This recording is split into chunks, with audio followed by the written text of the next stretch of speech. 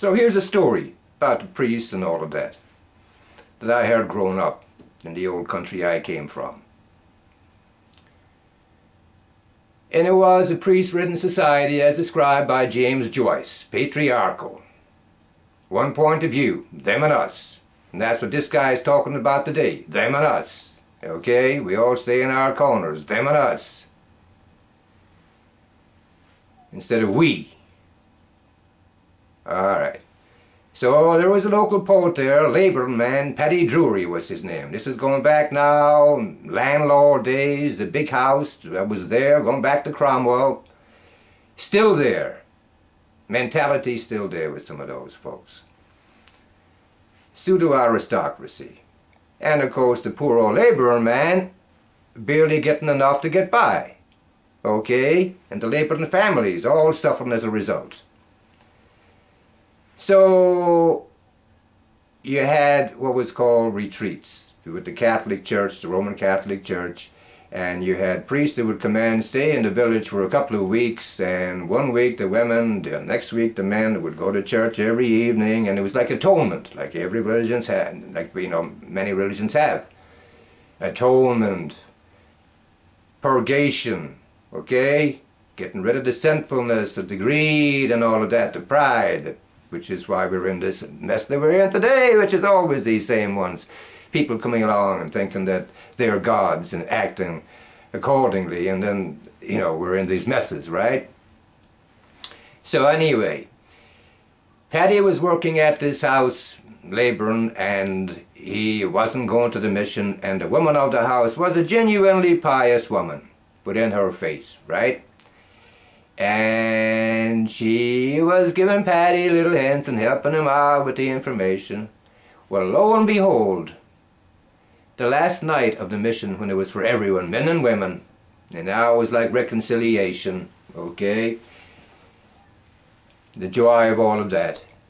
Didn't this woman see Paddy across the church from her, across the other side of the altar? She couldn't believe it, and couldn't wait till the following morning to find out what he thought of it. And sure enough, the following morning he was having a bit of breakfast, and she waited till he had a bit of, you know, ate that, and then she was pouring him the second cup of tea, and that's when she asked the question. And I must interject here, because I'm going to use the old vernacular. If you beat somebody at something, you bait them. I bait you at that, boy, you know. I bait you at that, and I bait you at this, and I bait you at anything. So bait for beat, better at, okay? So the woman of the house said to Paddy, pouring the tea, "Well, Paddy, and what did you think of the two good holy fathers last night?"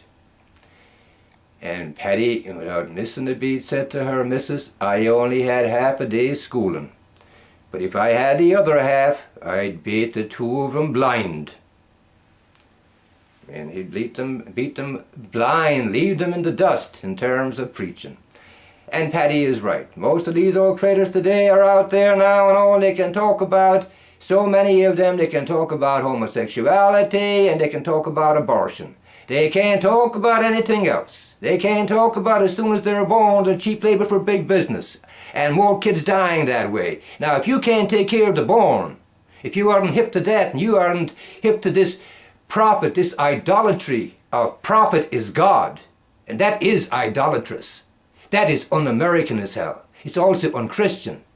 People have bought into this mindset, into this crap mentality that this prophet, and then you make money and kid stuff. Go get your toys. Are you making an honest living? Are your hands clean of blood? That's how we're judged. Okay? And the Good Samaritan story is a story about crossing over, about a Palestinian, we'll say, helping a Jew, an Israeli today, a Samaritan helping a Jewish person, rejected by his own, the Jewish person who was left on the side of the road to die by the rabbi and the Levi who passed by. Somebody from, quote, one of them, the opposite camp, was the one who stopped and helped out. That was your neighbor. Love God, love your neighbor. No book they're saying, well, Are you Catholic? Are you Protestant? Do you believe in abortion? Do you believe in this? Do you believe in that? Maybe I'll help you if you answer yes to these questions. You have to have these conditions right for the kind of love I'm preaching. Okay, here's American language, not the King and Queen's English.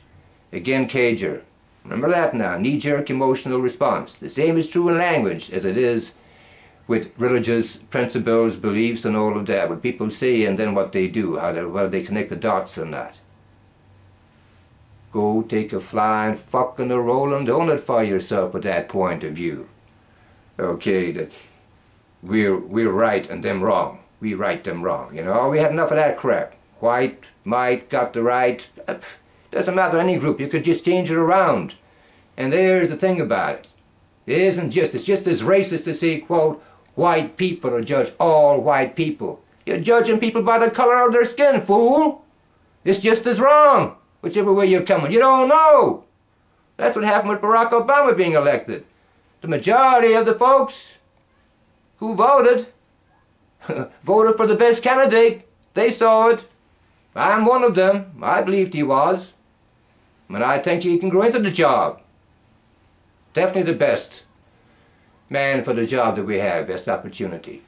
So we have the Good Samaritan story of crossing over. That is true on abortion. It is true for gay people as well. I was hitchhiking, left the home of one of my brothers, and we've been talking about the Good Samaritan story. He told me a story about Bill Buckley, the father of conservatism, modern father, right? And this guy had gone out of his way to send medication to somebody in Cuba who was an anti-communist, all right? Well, I said, that doesn't meet the standard for the Good Samaritan story. He's helping one of his own. If he'd gone out of his way to help somebody because they were sick, regardless of they were being a communist or not, then you're on that playing field that Christ was talking about. The playing field of meritocracy, of judging people or not judging based on gender, class, color, creed, ethnicity, sexual orientation. After my own brother, after we had that discussion, I walked out of his house without a penny in my pocket for the road. Not one penny, afraid I might spend it on drink. Not even $5 for a slice of pizza and a beer. And his last words, with his amusement at me, at my trip as a poet. A communist couldn't be a good neighbor. The very first person that picked me up on the side of the road after being passed by the priest, I saw the colors and everybody else, was a communist. Who was my neighbor? You see? And the second person to give me a ride was a gay person. And the guy didn't come on to me or anything, I just knew from talk, you know. I was glad to have a neighbor that stopped and picked me up and took a chance like that. Who's your neighbor? But it did come around with that brother of mine. He heard the stories, you see. And then one morning, 6 o'clock in the morning, he was up getting ready to go to work, and there was a man outside on his front lawn puking his guts out. And he realized that the man was an alcoholic, and he went out with a good old bumper of whiskey. 2 shots to that man. So you got the message. He was being a good neighbor. Random acts of kindness. That is what is supposed to motivate us. Not hate, not fighting hate with hate. That's what I was talking about Joe Scarborough. Brings up to Jimmy Joyce. He described this religion that this guy is talking about. That ain't the true religion. He's got the doctrine. And that's it. So, we've got an American theology. Susan B. Anthony will wrap this up. When she said disobedience to tyranny is obedience to God. All right? And we have the Good Samaritan story. Everyone should be welcome at the altar rails. Anybody who believes in that faith or from any other religion that goes in there and accepts that teaching should be welcome. And there are priests out there who do make people welcome. And I was fortunate enough to know one of them, Ray McVeigh. And he was a suffering servant of the Lord. That man dedicated his life to the poor and to all the cast asides, the lepers of society, the drunks, the drugs, the heroin addicts, the prostitutes. That guy was out there helping them all. So when you see the real thing, this ain't about priest passion. This is the question of discernment. I was saying, recognize the good ones and recognize the ones who are talking the talk but not walking the walk.